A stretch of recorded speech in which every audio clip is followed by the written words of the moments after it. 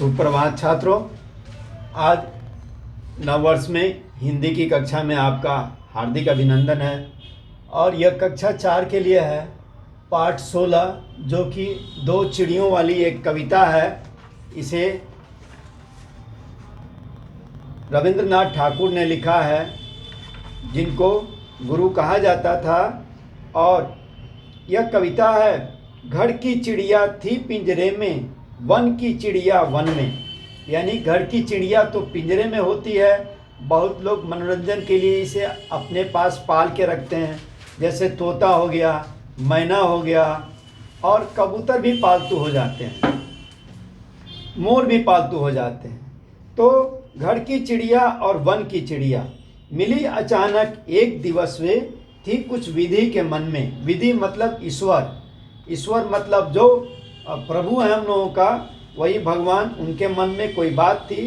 तो ये दोनों पक्षी एक दिन आपस में मिले।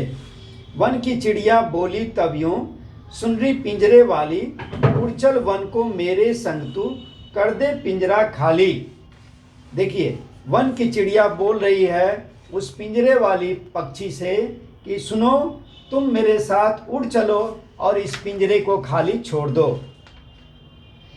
बोली पिंजरे की चिड़िया तब, सुन रही चिड़िया वन की, तू भी आ बस या पिंजरे में, बात करें दो मन की।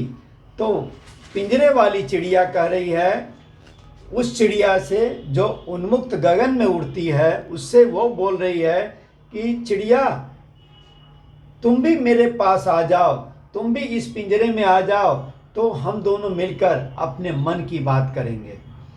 मैं क्यों फंसूं भला बंधन में, वन की चिड़िया बोली, हो उदास पिंजर की चिड़िया, मन ही मन में रोली। तो वो जो उन्मुक्त गगन में विचरण करने वाली स्वतंत्र चिड़िया थी, उसने कहा कि मैं इस बंधन में क्यों फंसूंगी, इसलिए मैं किसी भी बंधन में रहना नहीं चाहती हूँ, तो तुम ही रहो। यह सुनकर वह पिंजरे वाली पक्षी उदास हो गई, चिंतित हो गई और मन ही मन रोने लगी अपने भाग्य पर, और यह सोचने लगी, छोड़ चलूं सोने का घर मैं, भटकूं जाकर वन में, घर की चिड़िया थी पिंजरे में, वन की चिड़िया वन में। देखिए, इस प्रकार वह चिड़िया सोचने लगी कि मैं भी, काश ऐसा होता, मैं भी इस पिंजरे को, सोने रूपी घर को छोड़कर उन्मुक्त गगन में उड़ जाती और अन्य पक्षियों की भांति कलरव करती। बच्चों, यह बहुत ही मार्मिक कविता है, बहुत ही सुंदर कविता है। यह कवि रविंद्रनाथ ठाकुर द्वारा लिखित कविता है।